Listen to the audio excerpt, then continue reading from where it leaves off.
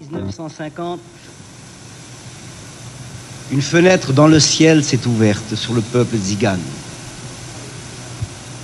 Dieu s'est souvenu d'un peuple errant, rejeté, méprisé.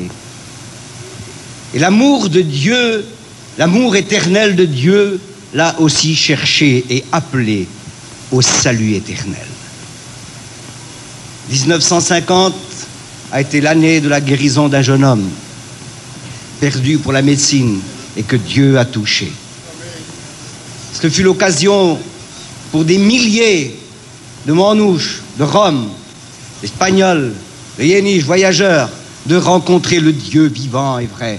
Non pas celui qui se cache derrière les nuages, indifférent aux souffrances et aux problèmes des hommes.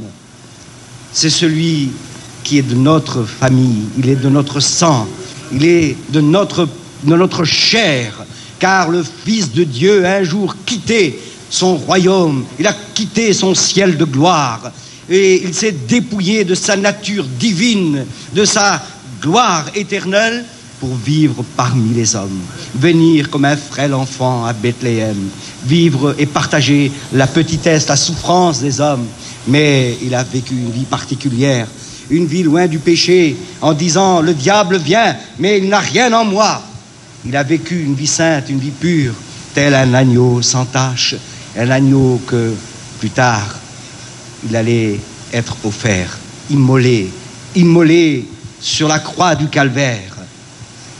Aujourd'hui, nous sommes la Pâque, et il est difficilement contournable de présenter au peuple croyant l'œuvre de Jésus-Christ à la croix du calvaire et sa résurrection.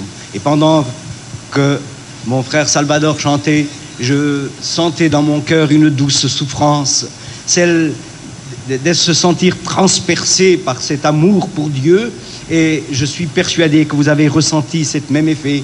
Et je disais que Dieu a fait de belles choses, que l'œuvre de Dieu parmi les Manouches, les Roms, les voyageurs, les Tziganes, quelle belle œuvre, et que c'est beau de se sentir concerné, de se savoir faire partie du peuple de Dieu, d'être engagé avec lui. Le Seigneur reviendra bientôt, il nous l'a promis, et il viendra chercher son Église. Il reviendra chercher tous ceux qui aujourd'hui marchent avec lui dans des problèmes, dans des soucis, dans des difficultés. Et mon frère me disait, Salvador me disait qu'il venait de perdre sa chère compagne il y avait quelques jours. Et le voici chantant l'œuvre et la gloire de Dieu. Son cœur est touché. Et je crois qu'il n'y a pas une plus belle œuvre lorsque le Saint-Esprit touche un cœur, qu'il le bouleverse et qu'il fait de lui un homme nouveau, une femme nouvelle. Et j'aimerais justement exposer rapidement et l'exposer dans un esprit de recueillement l'œuvre de Jésus-Christ à la croix du Calvaire.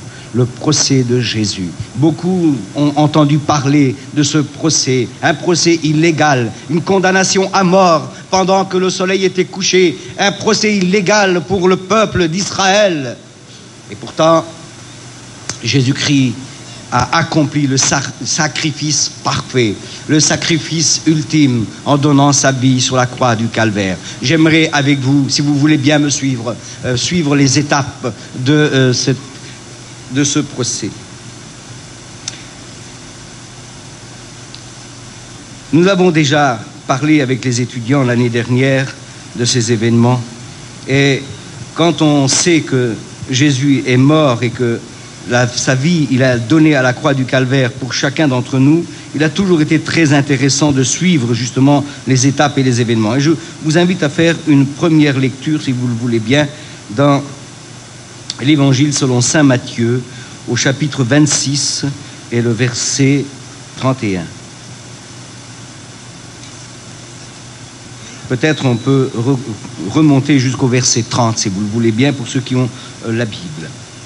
Après avoir chanté les cantiques, ils se rendirent à la montagne des Oliviers. Alors Jésus leur dit, « Je serai pour vous tous cette nuit une occasion de chute. Car il est écrit, je frapperai le berger et les brebis du troupeau seront dispersées.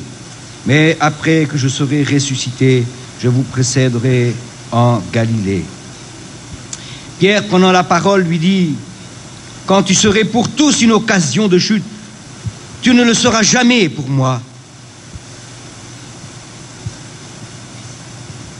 Jésus lui dit, je te le dis en vérité, cette nuit même, avant que le coq chante, tu me renieras 3 fois. Pierre lui répondit, quand il me faudrait mourir avec toi, je ne te renierai pas.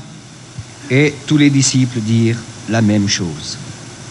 Et puis, si vous le voulez, nous continuons cette lecture. Là-dessus, Jésus s'en alla avec eux dans un lieu appelé Gethsémané. Et il dit aux disciples, asseyez-vous ici, pendant que je m'éloignerai pour prier. Et il prit avec lui Pierre et les 2 fils de Zébédée. Et il commença à éprouver de la tristesse et des angoisses. Il leur dit alors, mon âme est triste jusqu'à la mort. Restez ici et veillez avec moi. Puis, ayant fait quelques pas en avant, il se jeta sur sa face et pria, mon Père, s'il était possible que cette coupe s'éloigne de moi, toutefois non pas ce que je veux, mais ce que tu veux. Et il vint vers les disciples qu'il trouva endormis. Il dit à Pierre, vous n'avez donc pu veiller 1 heure avec moi. Veillez et priez, afin que vous ne tombiez pas en tentation. Et puis, nous arrêterons là, tout d'abord, cette première lecture, pour suivre et commenter ensemble ces moments douloureux et pénibles pour le Seigneur. Je vous parlais qu'une fenêtre était ouverte dans le ciel depuis 1950. Je crois que ce matin, elle s'est ouverte de nouveau. Et les écluses du ciel vont déverser sur chacun d'entre nous, déjà ont déversé sur nous la présence de Dieu. Je ne sais pas comment aborder ce que je suis en train de vouloir vous présenter, mais il y a dans le fond de mon cœur un désir ardent. C'est de vous parler de celui que j'aime. Je l'aime de tout mon cœur, de toute mon âme, et je suis persuadé que vous l'aimez aussi. Et peut-être que si quelqu'un d'entre nous, si quelques-uns d'entre nous ne le connaissent pas, si quelques-uns d'entre nous semblent être dissipés et semblent avoir un cœur partagé, oh, que j'aimerais ce matin que chacun d'entre nous puisse comprendre l'amour de Dieu et qu'au sortir de cette réunion, après cette réunion et pendant cette réunion, vous puissiez déjà prendre des dispositions pour vous engager avec Jésus-Christ, pour donner votre vie au Seigneur. Ce soir-là, Jésus, après avoir célébré la Sainte Seine dans la chambre haute, va maintenant quitter la chambre haute, accompagné de ses disciples, et il s'en va dans un jardin situé de l'autre côté du torrent du Cédron. Il descend avec ses disciples, et là, c'est une nuit étrange, une nuit bien étrange, une nuit où la tristesse est terrible dans le cœur du Seigneur. Il semble que pour lui le temps s'est arrêté. Les disciples qui ont suivi le Seigneur depuis plusieurs mois et voire même des années, au moins 3 ans et demi, ont suivi Jésus pendant son ministère, l'ont entendu parler, l'ont entendu prêcher, l'ont entendu prier. Il semble que pour eux, un événement capital, imminent, va se produire, tel une tempête, un orage, un tremblement de terre, où les animaux, les oiseaux, tout se tient dans le silence. Ils attendent comme une catastrophe, un événement de la plus haute importance, alors que dans le jardin d'Éden, Jésus sent sur lui une angoisse profonde, le poids du monde sur lui, et il cherche à s'accrocher à ses disciples en disant « Aidez-moi, aidez-moi ». Veillez, priez avec moi, encouragez-moi. Et il s'en va à un jet de pierre et il se jette sur sa face et il commence à prier. Il prie pour moi. Il a prié pour chacun d'entre vous. Il a prié pour tous les hommes du monde. Il a prié pour toutes les générations du monde. Il a demandé à Dieu le salut des hommes. Et là, il tombe à ses genoux et il commence à prier. Père, s'il était possible que tu éloignes de moi cette coupe, non pas pourtant ma volonté, mais tu m'as envoyé dans le monde pour faire ta volonté. Me voici, ô Dieu, disait-il dans l'Épître aux Hébreux, me voici, ô Dieu, pour faire ta volonté. Et il est venu, et Dieu lui a dit, voici, je t'ai formé un corps. Jésus a dit, voici, tu m'as formé un corps. Sa naissance est miraculeuse. Sa vie a été un problème inexplicable pour les savants du monde. Il a été pauvre, et il a enrichi plusieurs.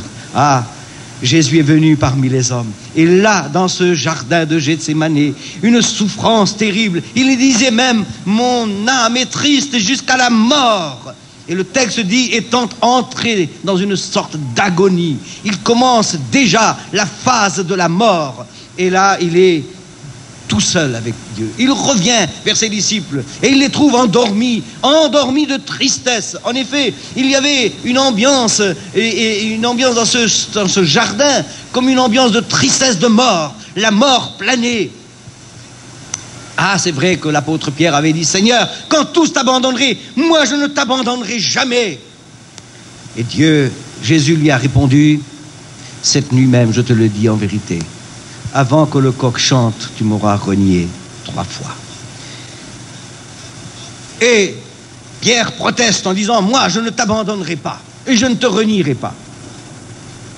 Et alors, le temps passe, Jésus revient vers ses disciples, il les trouve endormis. Et il dit, mais réveillez-vous, vous n'avez pas pu seulement veiller 1 heure avec moi. Et il retourne prier jusqu'au moment où, sentant le poids de l'agonie, où il prie avec instance. Vous avez connu de ces moments, frères bien-aimés, sœurs bien-aimées, de ces moments où nous sommes dans une prière intense, où lorsqu'un chagrin nous accable, ou lorsqu'un poids, un problème, une fatalité nous accable, et que nous prions Dieu, oublions tout ce qui nous entoure, nous exposons notre cœur au Seigneur, de même qu'Anne, qui était dans le temple, demandant à Dieu de la bénir et de lui donner un fils. Elle exposait, elle répandait son cœur devant l'Éternel. Ses lèvres seulement parlaient. Elle avait oublié le monde ambiant, le monde qui l'entoure. Et Jésus est là, priant, oubliant presque tout ce qui est autour de lui, et il est en communion intense avec son Dieu, demandant le secourir et de l'aider. Un ange apparut alors à ce moment-là, et il le fortifia. Ses sueurs deviennent comme des grumeaux de sang coulant jusqu'à terre. Et puis, lorsque le temps de la prière s'achève, enfin, on entend des clameurs venant de la ville de Jérusalem, parce que du jardin des Oliviers, on peut voir la ville de Jérusalem et les portes de la ville. Alors, dans la nuit, on voit des flambeaux qui s'agitent, on entend des clameurs, on entend des cris, et alors Jésus sait que désormais, le compte à rebours est commencé, et que maintenant, il faut aller jusqu'au bout. Les choses vont s'accomplir telles que les prophètes l'ont annoncé. Et alors, Jésus se lève et il retourne vers ses disciples qu'il trouve de nouveau endormis, et il leur dit, c'est assez maintenant, voici celui qui me livre s'approche. Alors, une troupe d'hommes arrive, armés d'épées, de bâtons, armés de flambeaux. Ils arrivent dans le jardin, encerclent le petit groupe qui est en train de prier et en train de dormir. Et les disciples sont étonnés et surpris, et une panique commence à les saisir. Et Jésus est là, et il dit, qui cherchez-vous? Nous cherchons Jésus de Nazareth.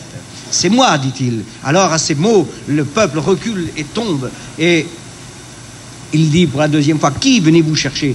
Jésus de Nazareth. C'est moi. Il dit, si c'est moi, laissez aller ceux-ci. Alors, ils encerclent, ils le prennent Jésus, ils l'attachent et ils l'emmènent. Et le reste de la populace court après les disciples qui s'évanouissent parmi les oliviers, fuient comme ils le peuvent. Et Jésus est amené alors seul, avec toute une troupe d'hommes hostiles et qui vont maintenant l'emmener avec eux. Judas, ne l'oublions pas, était à la tête de ceux qui l'ont livré. Et puis nous arrivons à la première partie du procès de Jésus. La première partie du procès de Jésus, Jésus cette nuit même est emmené chez Anne, le beau-père du souverain sacrificateur Caïphe, parce que il était le beau-père, il avait donc un respect. Mais celui qui était en fonction en ce moment, c'était donc Caïphe. Devant Anne, le souverain sacrificateur, il est interrogé.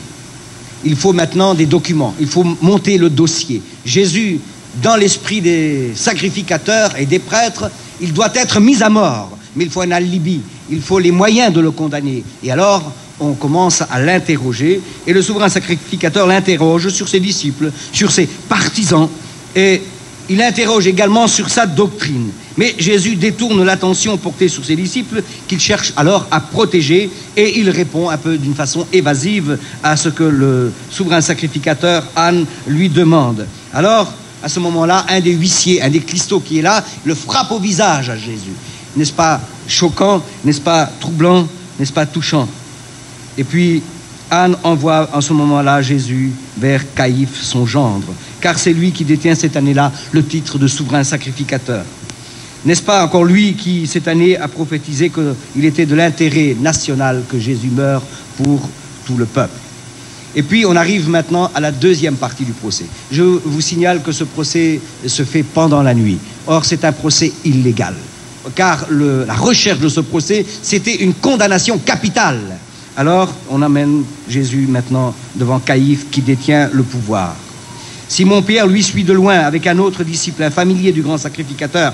Grâce à lui, Simon-Pierre peut entrer dans la cour de la maison de Caïphe.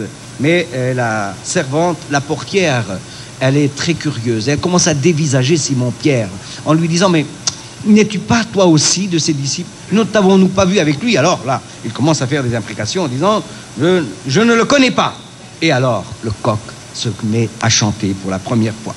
Ensuite, Simon-Pierre et l'autre disciple arrivent et commencent à se chauffer autour d'un brasier. Jésus est là-bas, dans la maison, en train d'être entendu devant Caïphe et le Sanhédrin.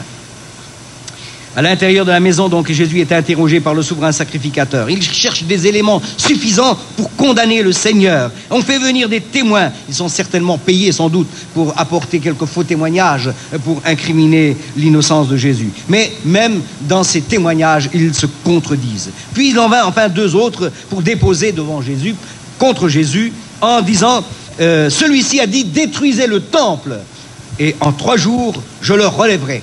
Il a fallu 46 ans pour construire ce temple, et la parole que Jésus avait dite avait été mal comprise, parce qu'il disait, en parlant de ce beau temple de Jérusalem, détruisez ce temple et en 3 jours je le rebâtirai. Il parlait de son corps qui allait être crucifié et qu'il serait ressuscité 3 jours plus tard. Caïphe alors prend la parole en disant, ne réponds-tu rien à ce que ces hommes déposent contre toi? Et Jésus garde alors le silence. Caïphe a alors une idée. Dis-nous par le Dieu vivant, je te conjure par le Dieu vivant de nous dire si tu es le Christ, le Fils de Dieu.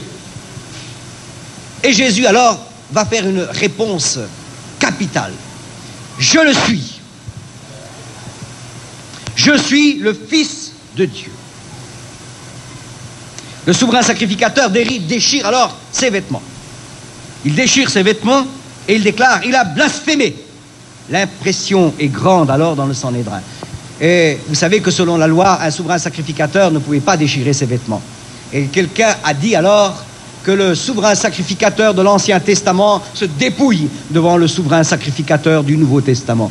L'ancienne loi se dépouille devant la nouvelle alliance qui approche, devant Jésus, le véritable souverain sacrificateur, le sacrificateur éternel.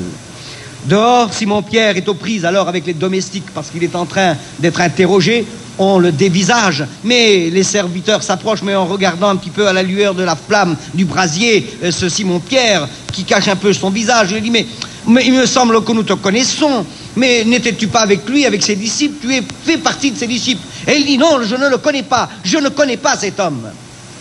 Et puis un peu plus tard encore, une servante s'approche, un peu plus curieuse que les autres. Il lui dit, mais je te reconnais, ton accent galiléen te fait reconnaître, tu es bien de ses disciples. Alors il se lève et il fait des jurons et des imprécations. Je ne connais pas cet homme. Et aussitôt, le coq se met à chanter une seconde fois.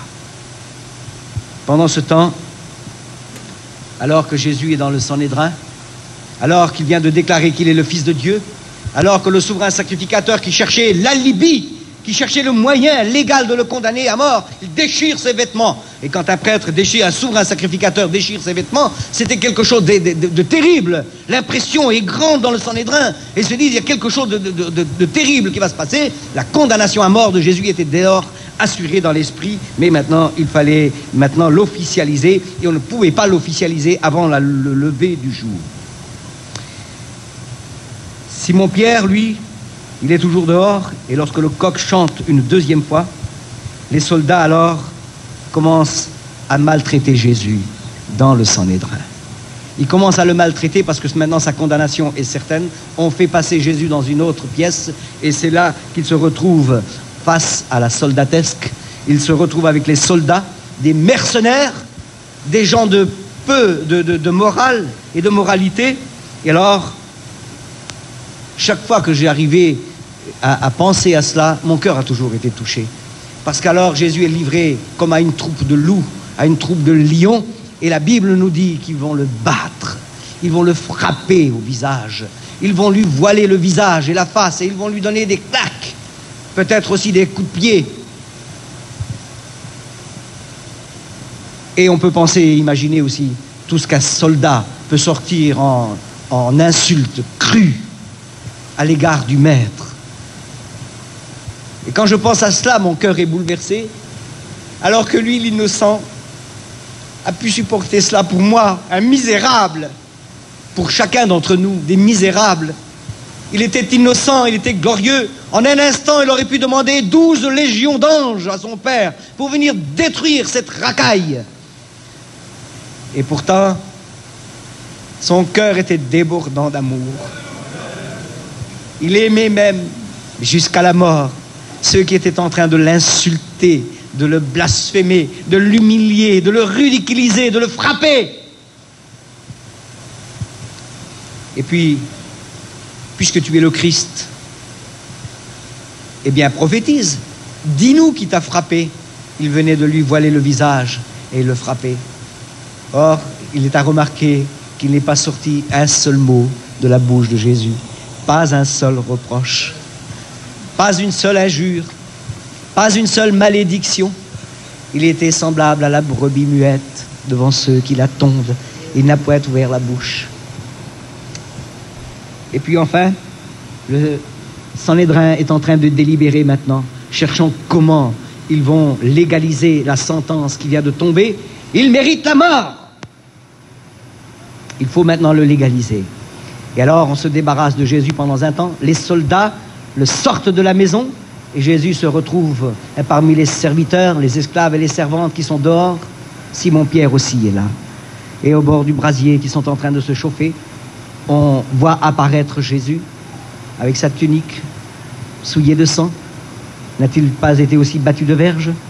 Et alors, il est lié, son visage est ensanglanté, on a craché sur son pauvre visage, et dehors, une seconde troupe de vauriens sont encore en train de l'insulter. Même les femmes, les servantes l'insultent. Elles le maudissent et le jurent. Alors, c'en est trop pour Simon-Pierre, qui juste un peu avant, la servante venait de lui dire « Je te reconnais, tu es un de ses disciples. » Alors, il vient de jurer une deuxième fois. Il dit « Je ne connais pas cet homme. » Et c'est à ce moment-là qu'il voit apparaître Jésus sortant du Sanhédrin. Alors, ça lui tombe dans les jambes. Son cœur est touché et il regarde Jésus. Leurs regards se croisent. Son cœur est brisé. Il comprend alors toute sa lâcheté. Alors qu'il avait dit à Jésus, alors que tous t'abandonneraient, moi, je ne t'abandonnerai jamais. Son cœur est brisé. Il ne peut plus supporter la vue de ce Jésus. Ah, il aurait voulu aller le délivrer. Il aurait voulu faire quelque chose. Mais c'était trop tard. Il n'avait pas la force, il n'avait pas le moyen. Et son cœur le condamnait. Alors, il n'y avait qu'une seule retraite possible. C'était de sortir précipitamment. De sortir et de courir loin dans la campagne quelque part. Et de hurler de toutes ses forces en disant... J'ai péché, j'ai péché. Et la Bible dit qu'il pleurait à gros sanglots. Il pleurait à haute voix, criant sa douleur. Ne vous est-il jamais arrivé, frères et sœurs, d'avoir fait le mal, d'avoir péché contre Dieu et de sentir dans le fond de votre cœur cette impérieuse envie de demander pardon à Dieu, mais de cette tristesse, cette impression de s'en sentir un lâche devant le Seigneur, d'avoir failli à ce que le Seigneur nous a demandé, de s'être détourné pendant un moment de la voie dans laquelle il nous appelait. Cela vous est arrivé, cela m'est arrivé, et cela est aussi arrivé à Simon-Pierre. Mais peut-être en disant cela, en passant, il n'y a pas de chute et qu'il n'y ait pas de remède. Nous savons plus tard que l'apôtre Pierre a été rétabli dans ses fonctions. L'apôtre Pierre est revenu. Il a demandé pardon à Jésus-Christ et le Seigneur lui a dit « Continue de paître mes brebis ». Et le rétablissement est toujours possible pour le Seigneur. J'aimerais passer rapidement maintenant en passant à la troisième partie du procès. Enfin, le jour vient de se lever. Et maintenant, on peut faire quelque chose de légal. Pendant cette nuit, Jésus a comparu devant deux procès, devant Anne, le souverain sacrificateur, puis devant Caïphe, le souverain sacrificateur qui avait été élu cette année-là. Et puis maintenant, l'on réunit dès le lever du jour le Sanhédrin. Le Sanhédrin, c'est le tribunal suprême des Juifs, composé de 70 personnes plus le souverain sacrificateur. Jésus comparaît maintenant devant le tribunal, mais ce n'est plus que pour la forme, puisque Jésus est déjà condamné à mort. La séance est expédiée, on confirme simplement le verdict de la nuit, puis c'est à la hâte que Jésus est lié, et il est conduit maintenant devant le gouverneur Ponce Pilate qui se trouve à Jérusalem, car la fête de Pâques est proche et le sabbat va commencer. Nous voici maintenant arrivés à la 4e partie du procès. Jésus devant le gouverneur Pilate.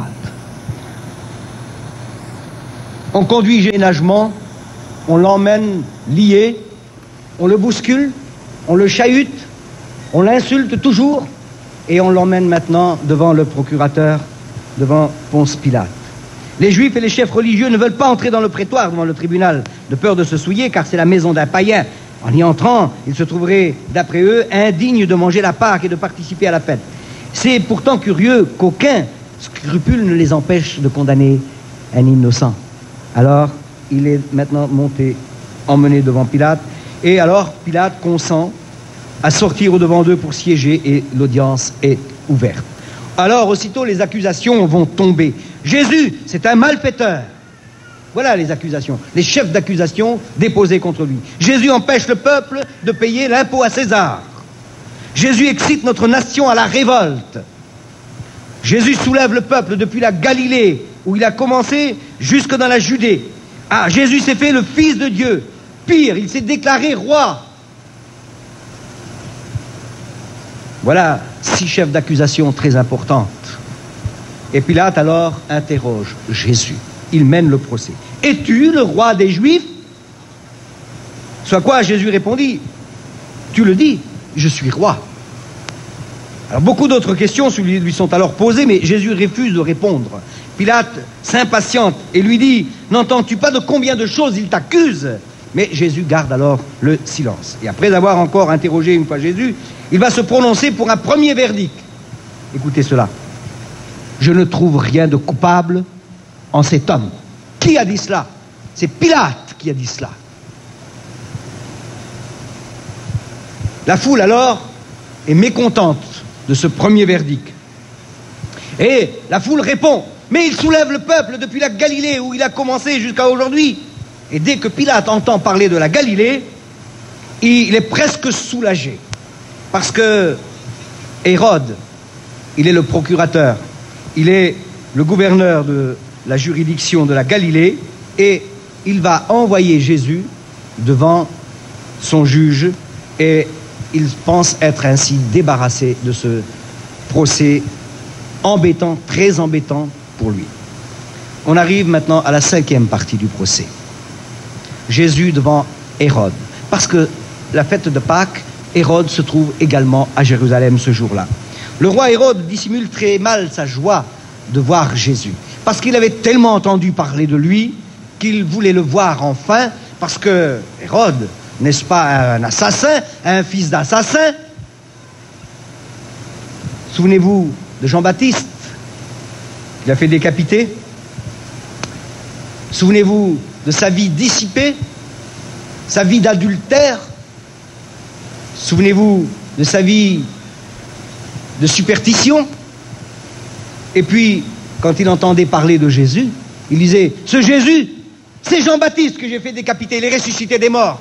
Et il voulait voir Jésus, et aussi pour le voir faire quelques miracles. Et quand Jésus est devant lui, il pensait voir quelqu'un d'important, quelqu'un qui impose. Et bien au contraire, Jésus a la figure ensanglantée, il a été battu de verge, il est lié, il a une tunique en sang, et il se présente devant lui, il est dans un piteux état. Il ne l'impressionne surtout pas. Alors quand il le voit, eh bien il le méprise. Il se moque de lui. Pourquoi? Parce qu'il l'avait craint toute sa vie. Il a cherché quelquefois à se saisir de lui, de Jésus, Parce que c'était un homme dangereux, il avait beaucoup de peuple avec lui. Hérode avait peur pour son trône, et il voulait bien en finir avec Jésus. Il ne pouvait pas le chercher. Et souvent, des gens venaient discrètement dire à Jésus, « Fuis de cet endroit, Hérode cherche à te faire mourir. » Et Jésus a dit, « Dites à ce renard que je prêche encore aujourd'hui, et demain, et le troisième jour, tout sera accompli. » Alors, Hérode va trouver Jésus, face à face. Deux hommes qui se sont cherchés toute une... et on continue de se moquer de lui. Et après l'avoir copieusement injurié, Jésus est de nouveau renvoyé devant le gouverneur Pilate. Ce jour-là, deux hyènes vont faire la paix, Hérode et Pilate. Ayant toujours été ennemis, ce jour-là, ils se réconcilient à cause de Jésus, parce qu'ils se renvoient à Jésus comme une balle de ping-pong, cherchant à se débarrasser qui a mieux. Et voici que Jésus est maintenant devant Pilate, le 6e et le dernière partie du procès. Pilate siège de nouveau et il convoque les chefs religieux et le peuple et leur dit, mais vous m'avez emmené cet homme comme excitant le peuple à la révolte. Et voici, je l'ai interrogé devant vous. Je n'ai rien trouvé de coupable en cet homme. Hérode non plus d'ailleurs, puisqu'il nous l'a envoyé.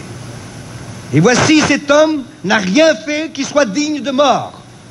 Et je souligne en passant que c'est encore Pilate qui a dit cela.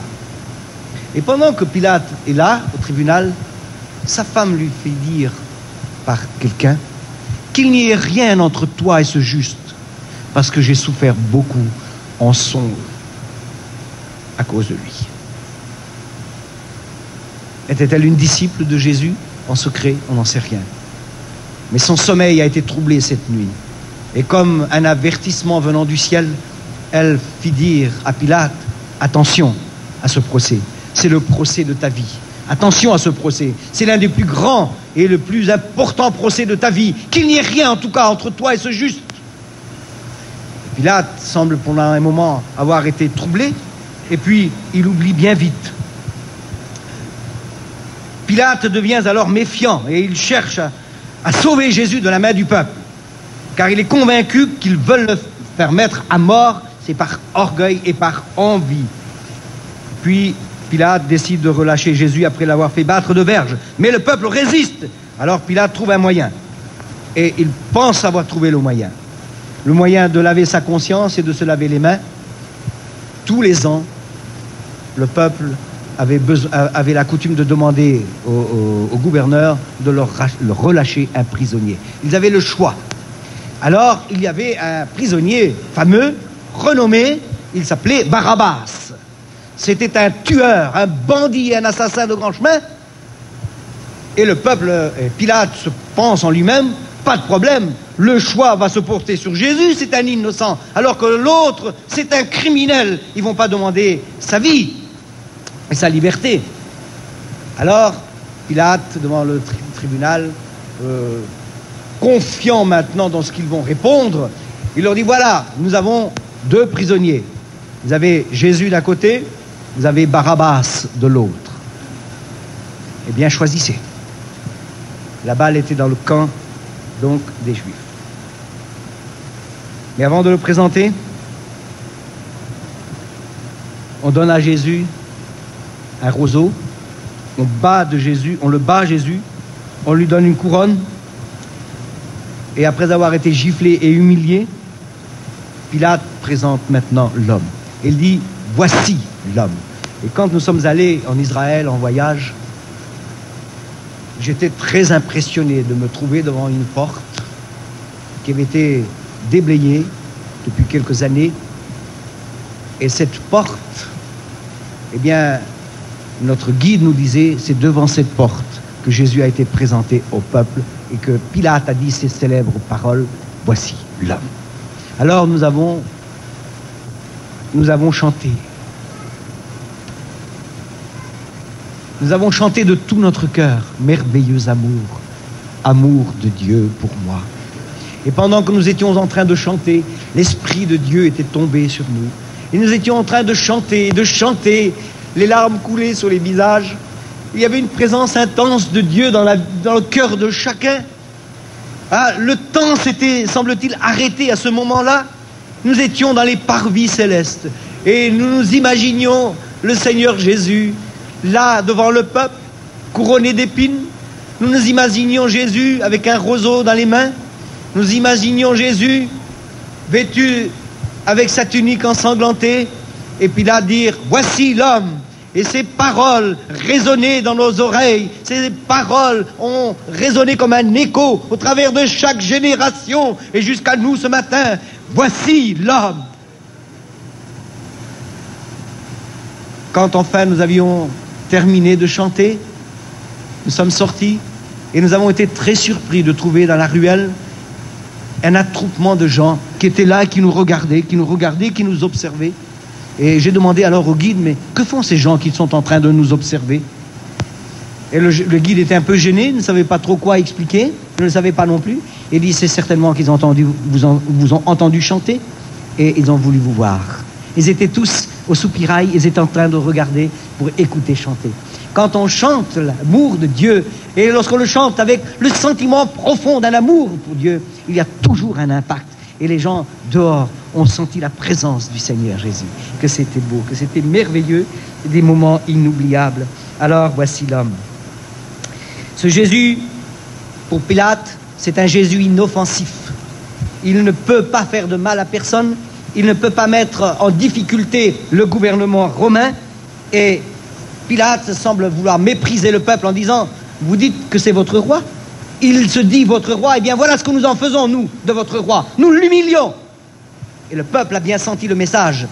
Et il dit, ce n'est pas notre roi. Nous n'avons d'autre roi que César. Et à ce moment, le peuple venait de choisir. Il venait de signer non seulement la condamnation à mort de Jésus, mais il venait de signer sa propre condamnation. Celle qui, plus tard, surviendra en l'an 70, où Titus, général romain, viendra camper avec ses armées devant la ville de Jérusalem et il détruira Jérusalem, il rasera le temple et ce jour-là, il y aura pendant ce siège 1 200 000 juifs qui seront mis à mort, il y en aura autant qui seront vendus sur les marchés d'esclaves et envoyés sur les galères et depuis plus de 2000 ans, eh bien Israël a été dispersé parmi les nations jusqu'au 15 mai 1948 où de nouveau Israël a été établi comme une nation. Dieu avait promis, Dieu avait annoncé ces choses par la bouche de ses prophètes, qu'Israël serait chassé de son pays, mais qu'il reviendrait plus tard dans son pays. Et alors, voici maintenant que Jésus va être emmené. Il va être emmené jusqu'à la crucifixion. J'aimerais passer très vite parce que je vois que l'heure passe et pourtant on ne peut pas se détacher de ce message sans parler de ces choses, parce que c'est le capital de notre évangile. S'il n'y a pas la mort de Jésus-Christ, ni sa résurrection, toute la Bible n'a plus de sens. Tout le sens des prophètes, tout ce qu'ils ont dit, tout ce qui a été écrit, c'est sur une charnière. Celle qui est Jésus-Christ, sa mort et sa résurrection. Et puis enfin, c'est décidé. Barabbas sera libéré et Jésus sera livré au peuple. Pilate leur dit, voici votre roi. Et le peuple répond, nous n'avons de roi que César. Libère-nous Barabbas. Et à mort Jésus, crucifiez-le. Et les cris du peuple l'emportèrent. Pilate répondit que ce qu'il demandait serait fait.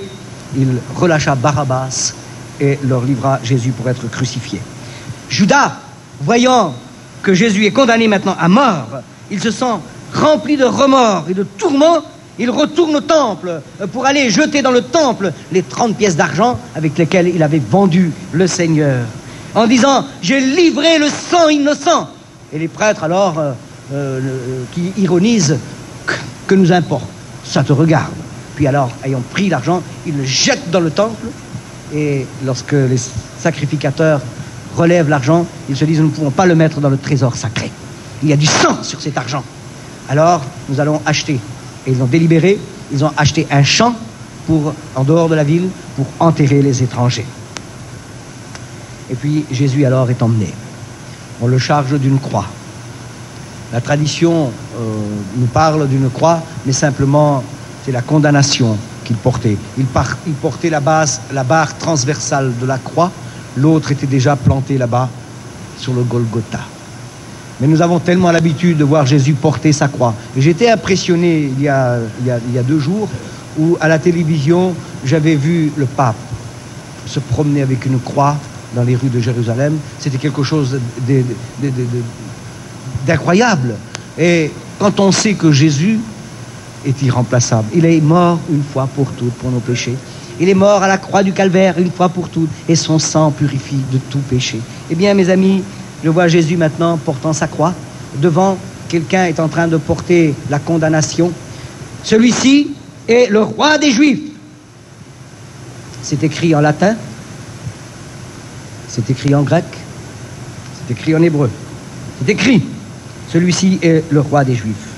Puisque les soldats alors enlèvent le vêtement de pourpre avec lequel on avait revêtu Jésus, et il est chargé de sa croix. Maintenant, il monte vers le Golgotha. Et pendant qu'il monte, le chemin est douloureux. Et nous avons eu l'occasion justement de faire le même trajet. Et quand j'étais alors à Jérusalem avec un groupe de frères, j'avais demandé au guide de nous conduire par le chemin du Golgotha. Et alors nous avons traversé des petites ruelles étroites. Et pendant que j'étais là, tout à coup, je me suis senti comme transporté 2000 ans avant. Il me semblait entendre les cris des soldats, le va-et-vient des enfants, les cris des femmes qui pleuraient sur son passage en se frappant la poitrine et en pleurant et en gémissant. Entendre la voix de Jésus qui disait « Filles de Jérusalem, ne pleurez pas sur moi, mais pleurez sur vous et sur vos enfants, car si on fait ces choses au bois vert, qu'arrivera-t-il au bois sec ? Car si on fait ces choses aux justes, qu'arrivera-t-il alors aux injustes et aux païens ? Si on fait ces choses à ceux qui obéissent à Dieu, qu'arrivera-t-il à ceux qui sont ennemis de Dieu, ennemis de Jésus-Christ ? Leur fin sera terrifiante, car si Dieu est un Dieu d'amour, il est aussi un feu dévorant.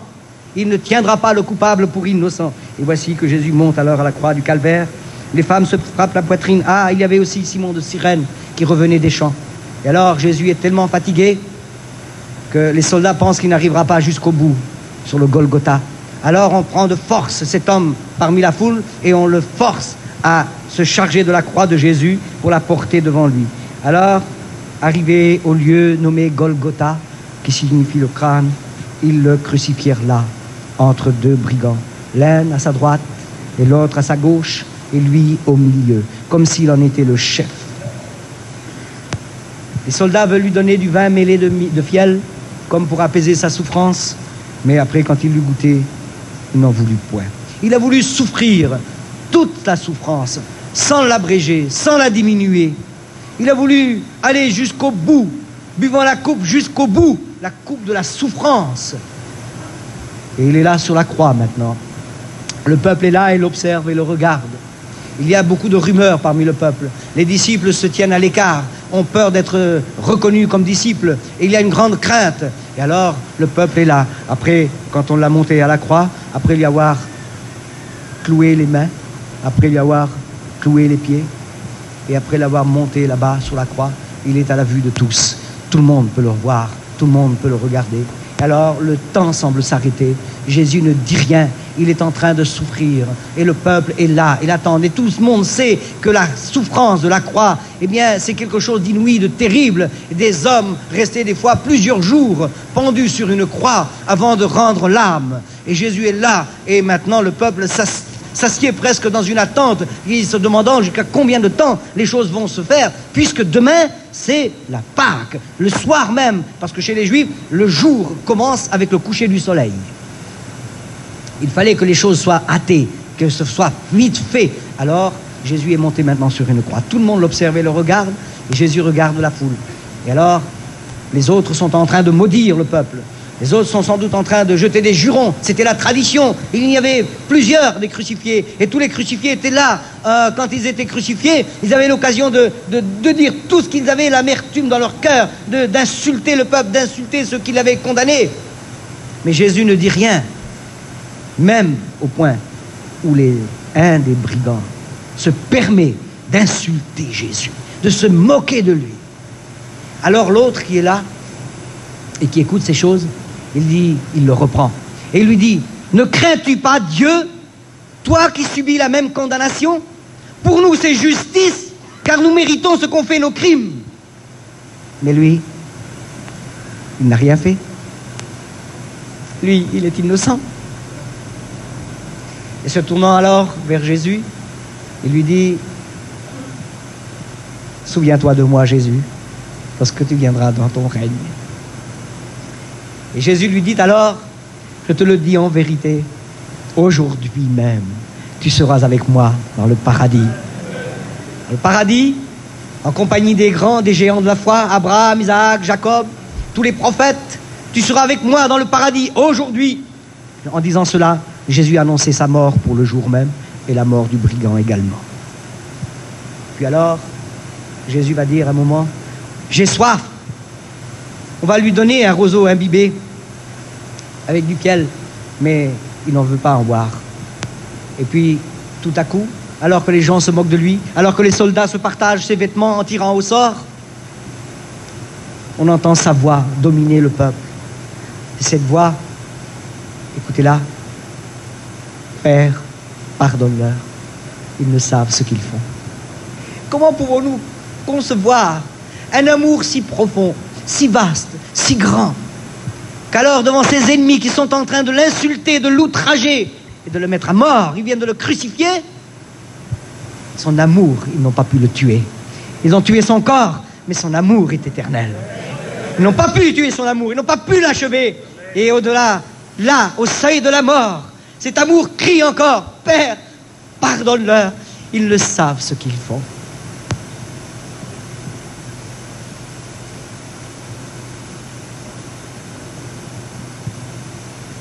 Et puis alors, on entend un grand cri. Un grand cri. Et ce cri, c'était celui de Jésus encore une fois. Il n'a pas demandé vengeance. Il n'a pas demandé réparation. Mais il disait, Père, je remets mon esprit entre tes mains. Et après cela, baissant la tête, il rendit l'esprit. Le diable se frottait les mains en disant, je l'ai bien eu. Les souverains sacrificateurs étaient débarrassés de ce Jésus gênant. Ses ennemis dans le peuple se disaient, c'est une affaire classée, c'est terminé maintenant. Ah, il y avait aussi Marie, sa mère, il y avait Jean, son disciple, qui était là. Marie, le cœur brisé, voyait son fils agonir à la croix, le voyant mourir. C'est quelque chose d'effroyable et de terrible.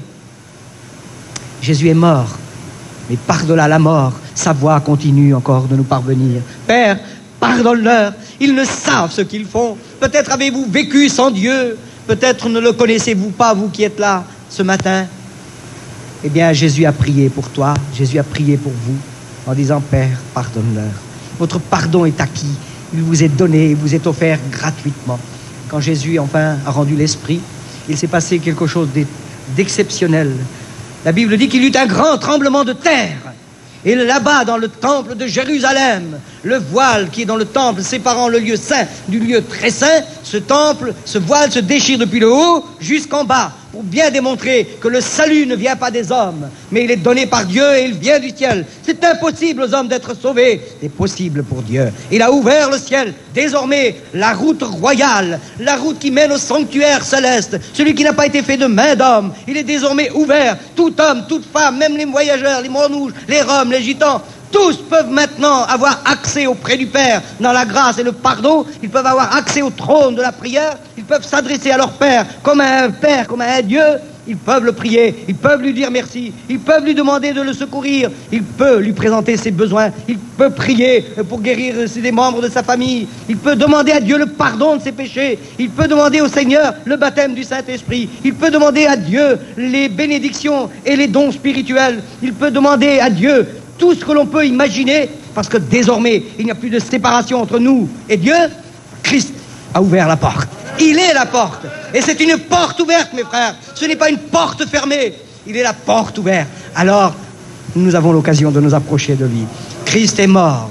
Et quand il est mort maintenant, eh bien, le deuil est grand. Les gens, maintenant que Jésus est mort, eh bien, il n'a plus d'intérêt. Les gens vont se retourner vers Jérusalem. Mais le tremblement de terre les surprend. Il y a eu des ténèbres pendant plus de 3 heures, 6 heures sur la terre. Il y a eu des ténèbres profondes. Les gens se demandaient si c'était pas la fin du monde. Et quand le voile du temple se déchire, là-bas, dans les cimetières, un tremblement de terre les rochers se fendirent, les sépulcres s'ouvrirent. Et ce fut l'occasion, là, de la résurrection de plusieurs des gens qui étaient croyants, sont ressuscités à la mort de Jésus. Et puis alors, arrivent d'Emmaüs 2 hommes, et parmi eux, il y a Nicodème, et ils vont venir là-bas vers Jésus. Ils vont venir pour prendre Jésus, et ils vont le descendre de la croix. Et après, quand ils vont le regarder, ils vont demander d'abord à Pilate de récupérer le corps de Jésus parce que le sabbat va commencer et il faut absolument que le corps ne reste pas sur la croix. Ils arrivent, c'est Joseph d'Arimathée et avec lui il y a Nicodème pour l'aider. Joseph d'Arimathée était un membre du Sanhédrin, était un sénateur, c'était quelqu'un de très important, quelqu'un de très respecté, qui avait essayé d'influencer très souvent le Sanhédrin dans ses décisions, mais là, il n'a pas participé avec eux. Et quand il a su que Jésus, maintenant, est crucifié, il se dépêche de venir pour voir. Et lorsqu'il voit Jésus crucifié, il se rend vers Pilate, il ose demander le corps de Jésus. Pilate, après s'être assuré qu'ils sont morts, il envoie les soldats pour briser les jambes de ceux qui sont encore vivants, et il donne le corps de Jésus à Joseph d'Arimathée. Il le descend de la croix. Après l'avoir enlevé les mains de ses clous, il a été le plus près. C'est lui qui a été le plus près pour voir les marques de Jésus dans ses mains, dans son côté et dans ses pieds. Il descend Jésus de la croix et il l'emmène maintenant dans le tombeau. Car ce tombeau, c'est lui qui se l'a fait tailler, Joseph d'Arimathée. C'était un homme très riche et aisé. Et personne n'avait encore été mis dans son tombeau. Il le met dans ce tombeau. Et on va rouler la pierre. Après l'avoir embaumé, on le roule la pierre et on scelle la pierre parce que les souverains sacrificateurs, les prêtres sont venus demander à Pilate, il faut garantir le sépulcre parce que ses disciples sont capables de venir le voler dans la nuit, parce que cet imposteur, on se souvient, il a dit, encore 3 jours je ressusciterai. Alors pour leur couper l'herbe sous les pieds, il vaut mieux mettre une garde. Et alors Pilate leur donne une garde et voici que la veille commence. Et pendant 3 jours et 3 nuits, Jésus sera dans le tombeau, un froid tombeau. Les disciples sont désespérés. Chacun fuit de part et d'autre. Ils se cachent. Ils sont dans la chambre haute, les portes fermées. Au matin de la Pâque, un événement extraordinaire vient de se produire. Un grand tremblement de terre de nouveau, au point que les soldats prirent peur, ils sont terrorisés. Pourquoi ? Parce que des anges leur apparurent. Ils viennent rouler la pierre. Et devant leur aspect terrifiant et éclatant de blancheur, les soldats fuient vers la ville pour raconter ce qui s'était passé aux souverains sacrificateurs. Quand les souverains sacrificateurs ont entendu cela, ils leur ont dit, écoutez, vous direz que ces disciples sont venus le prendre dans la nuit. Et ils leur ont donné de l'argent pour faire courir ce bruit. Et ce bruit est connu aujourd'hui encore parmi le peuple juif. Quelle incrédulité, quelle opposition à Jésus. Ne pas croire malgré l'évidence. Il y a des gens comme ça dans la vie. Eh bien, Jésus est ressuscité ce dimanche matin-là. Il est ressuscité le premier jour de la semaine. La pierre avait été roulée, non pas pour laisser passer Jésus, parce que Jésus avait traversé déjà la pierre, les bandeaux qui l'avaient enveloppé, eh bien, il ne les avait pas détachés, il ne les avait pas déliés, il s'était simplement affaissé, il les avait traversés. C'était là le miracle.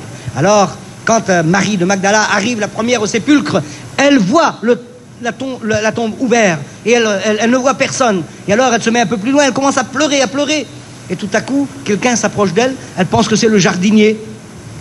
Elle dit, Seigneur, si c'est toi qui l'as mis, dis-moi où tu l'as mis, j'irai le chercher, je le prendrai.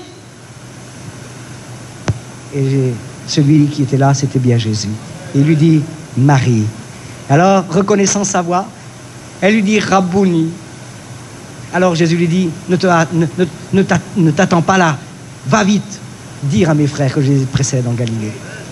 Et pendant que Marie court là-bas, il y a un autre groupe de femmes qui arrivent au sépulcre. Et là, au sépulcre, qu'est-ce qu'ils voient ? Ils voient 2 anges. Et ils sont terrorisés, la pierre est roulée. Et les anges leur disent, pourquoi cherchez-vous parmi les morts celui qui est vivant ? Voilà le grand miracle, le grand message de la croix. Il est mort, il a souffert pour chacun d'entre nous, et maintenant, il est vivant, ressuscité. Il apparaît d'ailleurs un peu plus tard dans la chambre haute, les disciples tremblant de peur, les portes fermées, par où il est passé. Il est entré, se présente au milieu d'eux et il leur dit la paix soit avec vous. Et il leur demande à manger. Il dit venez, il dit à Thomas, viens, mets tes mains dans mon côté, mets tes doigts dans mes plaies, vois c'est bien moi. Ils sont étonnés, surpris et merveilleusement et surpris parce qu'il est bien là, il est bien vivant et pendant 40 jours, il va vivre avec eux, leur apparaissant, disparaissant, leur parlant des choses du royaume des cieux jusqu'au moment où il va les emmener à Jérusalem sur la montagne des Oliviers. Et là, sur la montagne des Oliviers, il va leur donner ses dernières instructions. Et il leur dit, allez, c'est l'ultime message qu'il va leur dire. Allez, faites de toutes les nations des disciples. Les baptisant au nom du Père, du Fils et du Saint-Esprit. Puis, aux yeux de tous, il monte au ciel. Les disciples sont étonnés.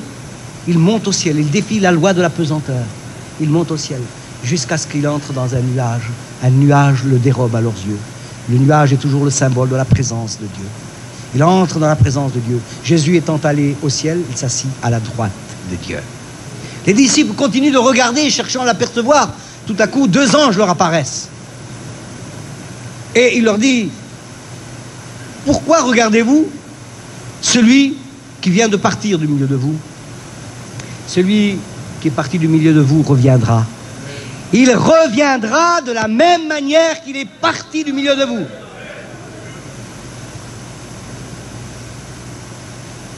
Il reviendra. Mais il est vivant aujourd'hui, vivant pour chacun d'entre nous. Et mes amis, je le disais au début de ce message, vous aimez le Seigneur de tout votre cœur. Je ne connais pas votre vie privée. Je ne sais pas quoi vous dire d'autre chose, sinon que de vous parler de celui que j'aime.